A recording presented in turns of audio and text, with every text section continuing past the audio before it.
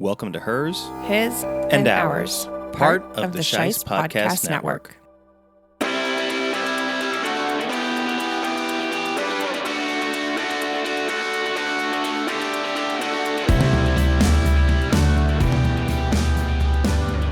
Hello, and welcome to a Hers, His, and Ours special event as we take on the Netflix reality competition show Battle Camp, one episode at a time. Welcome to Battle Camp.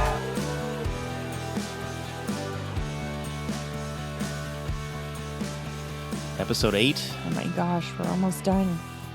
Yeah, took a couple days off. We did. Much needed. This is the title of the episode, which I think I only learned after the fact that the episodes have titles. I noticed it because there was one that was betrayed, and I was like, uh-oh, is Trey going home?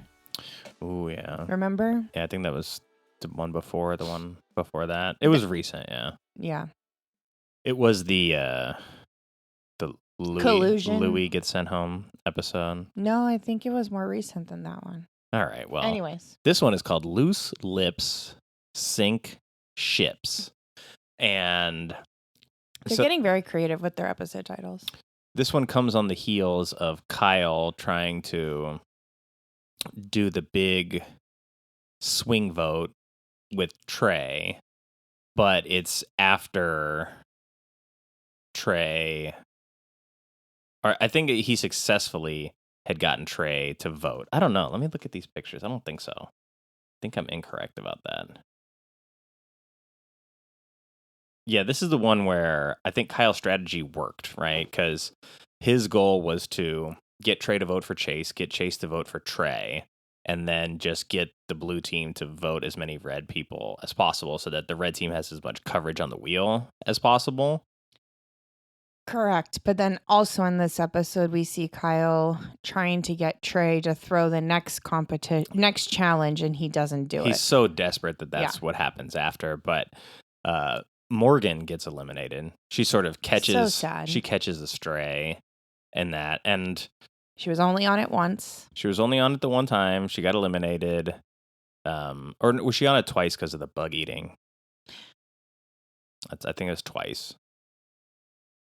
Because she ate that first, like, maggot sandwich. Yeah, but she wasn't on the team that lost the challenge, was she? Yeah, she's on blue. Blue lost and kept losing. Okay, so yeah, she was on it twice. Because remember, they had to climb the wall, and they were exhausted from the first climb, and they got beat. Right. So she was on it for the loss, and then for the lack of eating. I think it was the tarantula pizza where she was just like, nope. I mean, I'm surprised she finished the first one. I was like, I actually felt bad for her having to do this challenge. Yeah. What was the first one? Was that the maggot pancake? No, it was the mac and cheese. With the roach. With the roach. Gotcha. And then she saw maggot pancake and she tapped out. And then it was tarantula pizza. She didn't get to the tarantula pizza. It's a bummer. So she goes home, and I was like, look, she probably shouldn't have gone home, but also, like, just her presence on the show was kind of, like, non-existent. She didn't have a huge personality. She wasn't devious. She wasn't, like, she didn't replace Gabby's energy. And then she wasn't sort of scheming and conniving. So it's like I wasn't cheering for or against her. It was just like she was there. She weirdly doesn't like basically any food. So bizarre. She is what they call in the Big Brother world a floater player. Where she just tries to float. She doesn't make waves. Smart. I mean, Shoob's kind of a floater. There's a few. Polly's a floater right now. Shoob's got a personality, though. Like, everybody likes him, which is why he's still around, because he's just funny and he's good energy. But he's still a floater in the sense as he's playing the, like, non-threatening game. Yeah, and being fair. friendly with everyone. So he's floating. He's not, like, leading any strategy, so he's not getting his hands dirty. Okay, so before we get on to, like, the meat and potatoes of the episode. Okay. How would you play this game, then? Me? I wouldn't. No. Like, how would you strategically approach a game like this? I don't know. And I always struggled with that concept in watching Big Brother for all the years I did when it first started, because I get the dominance mindset of some of the players and the exerting power, trying to be kind of like the scary one to everyone, where you want everyone to kind of be scared of you so they're not going to come after you. But I also understand the floater mentality, because you do get fairly far as a floater too. So I think this game makes it a little bit harder because they're in the beginning, before they stop swapping out players. There is no, there is so much randomness to it. So it kind of makes it where I don't think there is a bad strategy. And I almost think strategy doesn't even make a difference at this point, unless they're going to get to a point where the wheel no longer decides. I do think that Kyle finally interpreted the wheel the correct way, whereas before everybody was focused on eliminating the single player that they wanted to eliminate rather than attacking the team that is the threat. Because say you have 4 or 5, 7 votes on the board for one person. If that person is eliminated, then you go to double elimination and the wheel, like, you've lost 7 spots on the wheel. So your percentages in the rest of those slots goes way up. But if you're competing against another team, like, sure, you want to go after maybe the best player on the other team, but you still want to incapacitate the team in some way. So you'd be better off having 5 or 6 players from one team on the board taking up 6 slots rather than 6 of one person. Yeah, I think at this stage of it, it makes sense. But leading up to this, before it went back to, or before it switched to 2 teams, I don't think that made sense. Yeah. Because it's interesting. Remember, Nick came in as a new player. He's super smart, very athletic, so he's kind of a double threat in that sense, and he's fairly likable. I don't think anyone's had they forgot about him. Yeah, I don't think anyone's had any beef with him, but he was a big target right up front. He survived the wheel twice on a double elimination when his name was up there the most. Yeah. And now they just completely forgot about him, and he hasn't been a target ever since. He had a 50-50 chance to go home on that wheel. And twice. He dodged the bullet twice. And then it's like, yeah, you're just meant to be here. If we can't get you out of here with that, then you're probably you're supposed to be here. And him and Shuby are, kind of probably the 2 most chill, likable personalities that are left right now. Yeah, and I kind of hope we see... Yeah, I think QT is pretty, likable as well, unless you're... Avery, yeah. Who doesn't matter anymore. Because we're on episode 9 now, right? So we only have 2 episodes left. Correct. So I'm kind of curious to see if they're going to get rid of the wheel and make this solely challenge and you have to fight to be here, or if it's really just wheel all the way to the end and this is really a game of chance or luck. I mean, it definitely, a lot of it is luck, but if they start eliminating people based on challenge or punishment performance, say if you win the punishment, you're on the wheel, but you stay. And if you lose the punishment, you go home. So that would eliminate 2 more players right away at that level. Plus, you could do a double elimination, get rid of 4 people in one episode. Yeah, I mean, I kind of want to see people starting to vote each other out, too. So, if you win a punishment, you get to vote someone out, or you get to nominate someone to be on the wheel multiple times. Because the way they've been doing it, remember, we were trying to do the math, and they're just adding more spin agains on the wheel.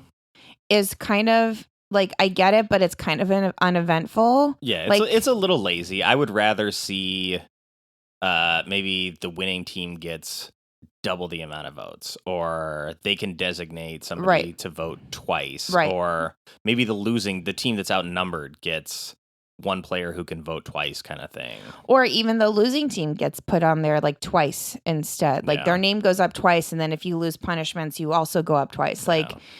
I feel like something's got to change at this point with only 2 episodes left, because there's still a lot of people left, and I want to see... I mean, if this is really battle camp, you've got to put the battle back into the camp and not leaving it up to a chance wheel. Let's have them fight each other. No? No. Damn it. But I want to see more of the competition, because right now, especially Polly, she's the biggest floater. She came in guns blazing. She's stirred the pot a lot with Trey and like some of the other players, and her hands are still like they're dirty, but they don't see that her hands are dirty, and she's just kind of coasting. So she's a good player. She knows exactly what she's doing. she knows what she's doing, and she doesn't come across like so manipulative and bitchy that like people catch on. Yeah, but she's also like not winning challenges. She's not pulling her weight. So that's grifting. what I mean. She sucks at all the challenges. Yeah, but I kind of feel like some of that might also be intentional. So she's not viewed as a threat. But I don't want to see someone playing a game like that winning. It's how I felt about Big Brother. Like, yeah, that's fair. I mean, I don't think she'll win ultimately because half of the game is physical. And if it comes down to like needing to perform in a physical challenge, she's shown that she's not particularly good at that. Unless when it comes down to it, she needs to be to save herself, then we may see. We might, but that she can. Yeah, I don't know. Because it's like she froze on the wall and like, is that all an act? She's either like a great actress, but it's like, again, I feel like the one-on-one interviews with the competitor and the camera would have revealed some of that, which we haven't seen so far. So unless production is intentionally like snipping away those kinds of things so that we're all caught off guard when Polly, drop kicks a dude in the face to win a challenge. I mean, it's possible. I mean, I don't know if I wouldn't say I would let her go that far or give her that much credit. I just wouldn't be surprised, but I do want to see some kind of shakeup to make it more about the battle in the camp and more about the challenges holding more weight than just putting names on the wheel. Like they've got to take it away from it being chance. Otherwise, what's the point of challenges other than getting your names on the wheel? Yeah, you're just increasing odds. Yeah, but we've seen already that doesn't matter too.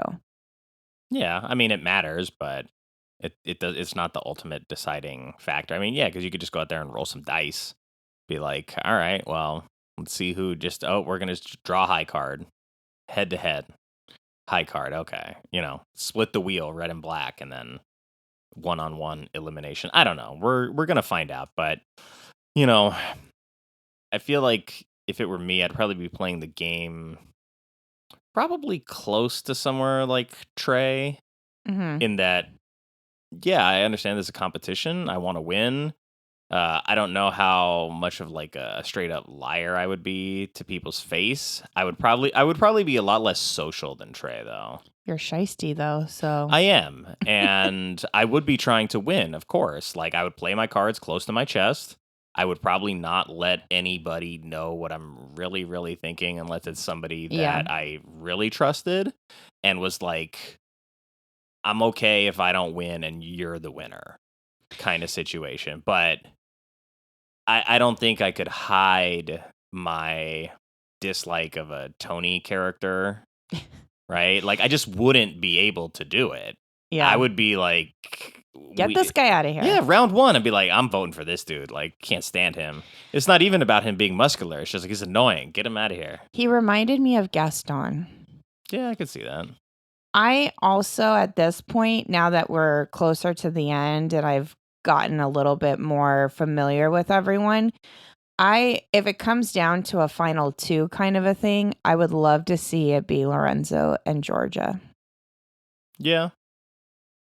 Because honestly, I think they've played the best game. Yeah, they have. And they would just split the money afterwards anyway. I mean, I don't know. But I think like they've both played a very good blend of being strategic, being smart, being socially not acceptable, but you know what I mean? Like palatable. Yeah. Palatable. They can handle and win challenges and compete when they need to. And they are not their hands aren't dirty. Like they're voting and playing because they know they're playing a game, but they're not being like conniving and backstabbing. And if it comes down to a final two before a winner, I would love to see them as final two.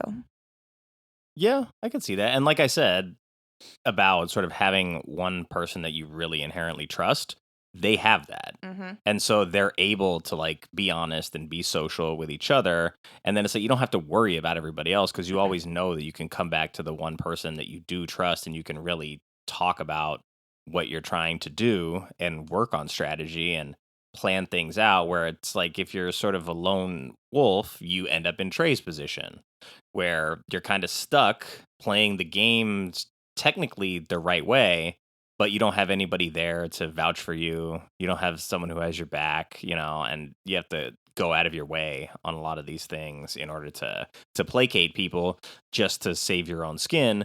Whereas like Trey seems like fairly likable, and he's made like a couple of mistakes that have really sort of submarined his chances. And I just feel like his mindset is right, but he's also a target. Yeah, and I'm also kind of curious. I know we can't change this obviously at this point, but I'm curious how things would have shaken out if Louis didn't go home. Would we have seen Trey and Louis be a Georgia and Lorenzo pair No. closer to the end? No. You think Louis would have turned on Trey? No, I think Louis was inevitably going to get eliminated just because he was distracted with Bree. He stopped playing the game when she got there. True. Yeah, He was just like, oh, my buddy's here and we're going to fool around and like finger each other at nighttime or whatever they were doing. And so like he just stopped focusing. And so I think he didn't even care about winning the game at that point. So I don't think it was a good partner for Trey. Gabby, on the other hand, had she managed to stay, I think the two of them were both competitive, both understood the assignment. They balanced each other well in terms of leadership and communication. Like, when the yellow team was all together at first, Louis was not in the top two when it came to game planning and strategy. It was like Trey, Gabby, Louis, Irina. And so I feel like if the two of them had made it through and Gabby hadn't got eliminated in that round, maybe. Okay, that makes sense. I don't know. But without that, I think it would have been tough. And we see that. Like, because him and Louis could have gone like a decent amount together, but like as soon as Bree was introduced, it was like Louis, he's not focused on his relationship with Trey anymore. True. And fair. Like, look, he's got his priorities. That's okay. Thinking with the wrong head. But then we see after that ceremony where Morgan gets eliminated that Nick basically asked Trey directly because he knew nobody else would, because Trey was sort of the snake in the grass in the red camp that sort of made the ceremony as awkward as it was, because he's backstabbing his own team and then has to go sleep in the cabin with them. But that next conversation, the next conversation in the morning, they're talking about it, and Nick is like, well, what do you think, Trey? Because he recognized that Trey was feeling left out. He could obviously see it, that he didn't feel like he was at home there. And I think we saw on Trey's face that he is like legitimately ready to be done with the Bears. But then we also see Kyle plotting, like, how can I get to Trey and still work this to my advantage? And, he gets to Trey and Trey's like, fuck, are you kidding me? He's like, we're going to do this again? He's like, it didn't work, man. Like, well, yeah. And what do we do? We still see that Kyle and Chase are like two peas in a pod. So it's like, I don't know how anyone is trusting either of them at this point. Yeah, they've essentially shown up and be like, well, we don't care about the rest of you. It's going to be us two trying to not eliminate each other and get to the end. Right. And the rest of the team should have been like honed in on that exactly right away. And I think Georgia and Lorenzo were. They didn't vote that way accordingly the first time, though. They didn't, but because I think they needed to not go against their team that early on, because they knew they would come after them. Yeah. But they go into the next challenge, which is the sort of like hybrid slingshot basketball event. And it's a really cool event in that they're launching volleyballs from a tower, and then they have someone who's catching them, and then they have a relay shuttle person trying to put them in a basket for score. So it's very American Gladiators. And it's like Trey thought he had all this power. He's like, the red team sort of needs me now. The blue team needs me now. He's like, oh, look who finally has all the cards. And I was like, this moron, he's got no cards. And then immediately it's like, well, you're going to have to bench some players. And it was like, well, he's definitely getting benched. Like, there's no way the red team can trust him. Yeah. Because Kyle intentionally, I think, does it to him again, where he goes and like isolates him in public where everybody's watching, and he's not discreet about it. No. And honestly, like for Trey, that should have been his first clue. Yeah. Especially because the first time he did it, it was very public. Yeah. Then he does it again very public. And then you see him being buddy-buddy with Chase still, who's the head of your team, who's pointing you out as being the one that no one can trust over and over and over again to make you feel like you're not trustworthy. So you're watching yourself kind of get set up for failure. But, he decides he's not going to. Well, I guess we don't really see that he's not going to follow that until it's time for him to actually play the game. Yeah, and Kyle is like, oh, I'm not going to throw anybody under the bus, but then it's like, that's exactly what you did. You used Trey to get to Chase and the rest of the red team, and then you immediately sold Trey out. Now you're trying to sell him out again, immediately. I mean, he's doing what he needs to do. I think he saw an opportunity strategy-wise, and then the more his team got depleted, the more desperate he got to make it happen. I think so too, but he's also doing exactly like what Avery was doing before she went out. Yeah, 100%. And so, like, the way I would approach this situation in terms of that strategy is, like, I'll just be social and then say we're all hanging out like the teams are mixed. I'll just try to wait it out. Like if I'm Kyle and it's like me and Trey and some other people, like I'm just going to try to wait it out as long as possible to see if there's an opportunity for like the other guys to go to bed and just leave me with Trey to talk to him. And then we'll do it in secret where we're not like, hey, come to the treehouse and have a private meeting with me kind of thing. And so Kyle was definitely manipulating Trey. He knew he was vulnerable, like you had mentioned, and like just went right after that. And they do it again where he's just sitting there with Chase having a beer. It's the two of them. And I think it's good that the rest of the camp is recognizing that they're all just like, what are these two doing? They showed up late and now they showed up at the halfway point and they're trying to steal it. Yes, exactly. They're acting like they earned it. And I saw a really interesting experiment that was done with Monopoly, which I'll try to be brief, but basically it was people with privilege like displaying evil tendencies and using Monopoly as a way to do it. So they started the game Monopoly? The game Monopoly. So they played a head-to-head game and they did a sample with over like 100 games. And they did it where one person started with like the starting money and then the second player started with double the resources. And the longer the game went on, the more the richer player became like an arrogant D-bag. And then at the end, when they won, none of the winners ever attributed their starting position to their victory. It was always that they made better investments, that they had better dice rolls. It was never that they started 2-1.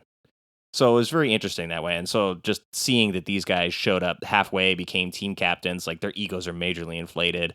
They're deciding the fate of the camp over beers, right? And then they just call Shooby over. Oh, yeah. Right? To rub it in Trey's face that they're talking behind his back. And then Shooby comes over and he's just like, no, it was just nothing. It's just nothing. And Trey, thankfully, is not that dumb. Where he's like, if it's nothing, then just tell me about it. He's like, no, it's nothing. It's like, it's so dumb. I can't even tell you that. And it's like, yeah, they're talking about Trey. So at least like he kind of figured that part out. But he finally, I think, starts telling the truth to his team, or he finally does tell the truth to his team about Kyle trying to collude with Trey to get the red team out of there. And so he finally owns it. And I think Chase had one of my favorite moments in the episode, and where he says, he's like, Kyle, he's like, that's cheeky, but fair play. Because he understands like it's actually a good strategic move. But then as this episode progresses, I'm like, if I'm the rest of the camp, like Chase and Kyle are alone so much together that you could easily just move against the two of them and they'd be gone. Yeah. That's what I don't understand too. It's almost enemy of my enemy is my friend kind of situation. Yeah, and it's almost like before they went to two teams and they just kept letting the blue team win everything, and they never tried to go after them, or they never tried to like attack them first in challenges. It's like, you guys know what's happening. You're watching it. So there's got to be a lot more going on and being said that we're not seeing.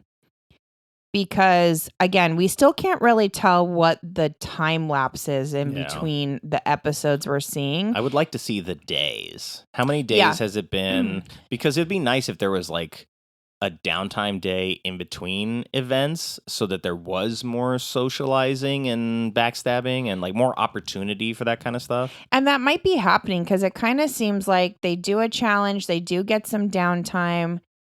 You know, like before someone would go home, they would get a new player the next morning, then they would start challenges again. So it almost seems like this is happening maybe within everything within a week or 2 weeks even. Like this seems like a very accelerated timeline, but we're not seeing, they're not saying like day 1, day 5. We're not getting any insight into the timeline of this, which is kind of a bummer because I feel like that might make some of the strategies make more sense and why some people don't have as much time to make alliances, but also how did Georgia and Lorenzo get so close so quickly? Like what was the time lapse between that?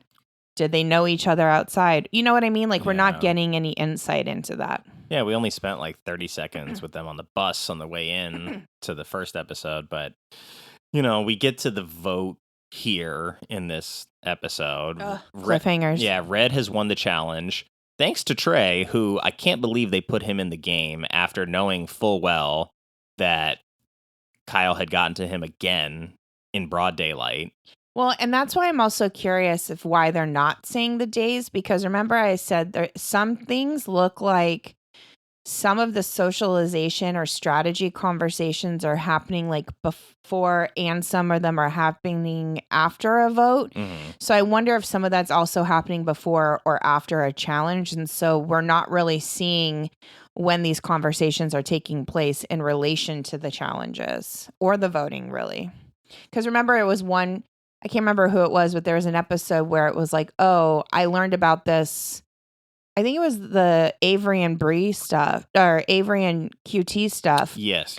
She had learned like right before the vote or right after she had voted, or after everyone else had already voted. But when we're seeing it, we can't tell when they're having those conversations, like when we're seeing those conversations take place. Yeah. Because I was like, we were surprised that Kyle didn't vote for Avery after Avery had gone behind QT's back, and it was because he had already cast his vote that day. Because I think it seems like they have all day to vote that day. And so you can just like go up to that booth and vote whenever, as long as there's time. And so that question for me was like, okay, the red team got together. They're in the hot tub. They are like, Kyle is the biggest threat. We need to vote for Kyle.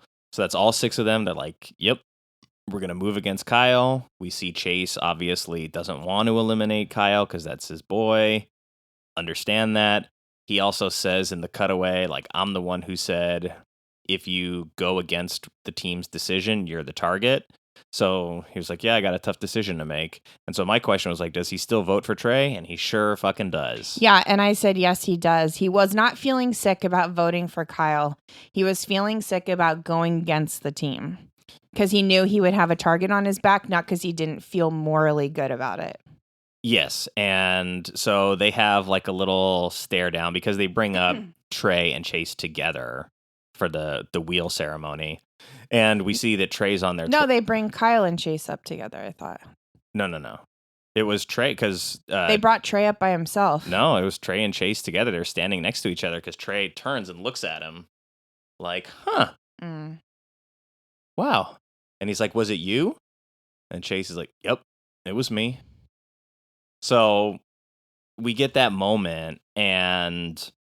I also said Trey is giving off like kind of Riddler vibes because he is feeling a little bit like a Batman villain-ish, and I get it with what's going on. Like you can't really sort of avoid that situation, but also to have your teammate and team leader, see, look at his face. He's like, oh, where'd that second vote come from? Because that shouldn't have been. He's like counting in his head. He's like, so someone on my team voted for me. And then he pieces it all together, and he's like, it was this fucker, wasn't it? Mm-hmm. And for the most part, yeah, I think Chase like acted according to his moral compass at the time, which is fine. I don't think him voting against Trey is like, oh my God, it's such a manipulative, evil tactic, right? But Kyle was the one who was rightfully on the wheel the most, and he found out. So he did the math, and he was like, oh, so it was Kyle and Chase that voted against me. And what he says is, he's like, the two biggest, strongest athletes here are scared of me. That's an honor. He's like, that's a compliment. Yeah, he's like, that's a compliment. And he's right. Like, they wanted him gone. And he ends up not well, he's only on the wheel twice, those 2 times. Kyle still is the one who's on the wheel the most.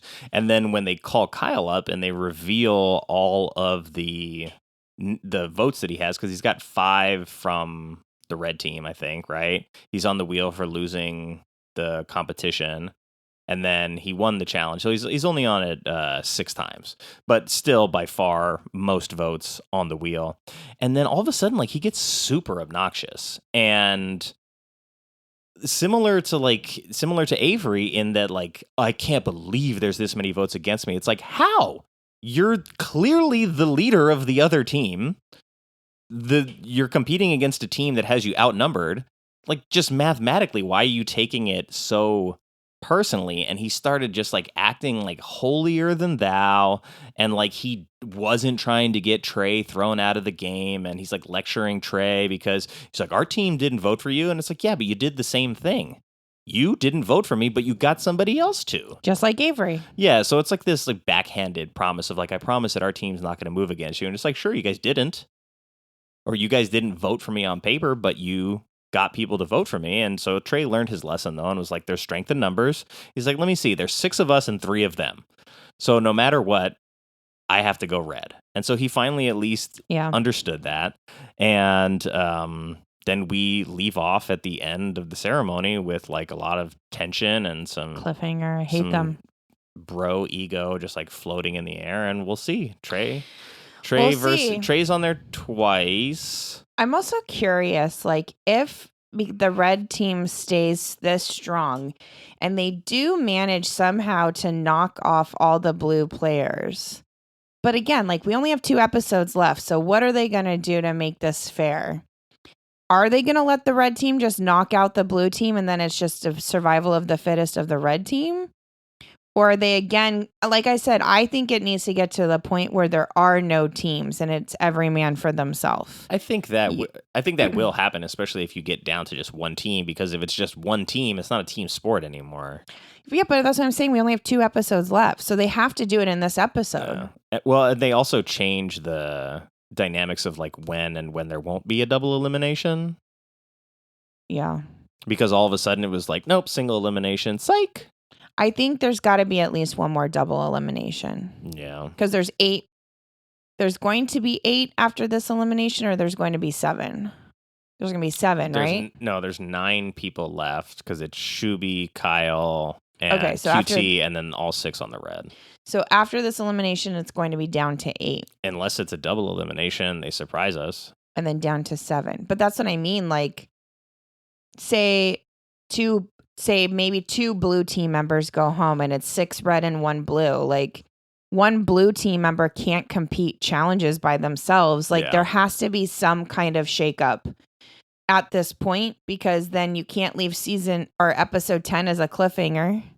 You got to wrap this up. And like, how do you bunk together at that point? Right? Because I don't know, they just like closed off the yellow cabin, but I did see Chase going in there. I would say open all the cabins and let everyone sleep where they want to sleep. Curious if maybe they brought weed or something. They're going like they're using that as the smoke out hut. Well, no, because Chase was on the cot, so he was probably like trying to get some bedtime. Yeah, well, yeah, maybe. That's a good point. There's extra beds, so. Okay, are we ready to pause so we can go watch the next episode? I like the smoke chamber better, but I'm sure you do. All right, let's go find out what happens. See you next time. Thanks for listening to Hers, His, and Ours. We'd love for you to continue on this journey with us. The easiest way to do that is to like and subscribe to the show on the podcast platform of your choice. Follow our socials at Hers, His, Ours, spelled like time, on Instagram and X.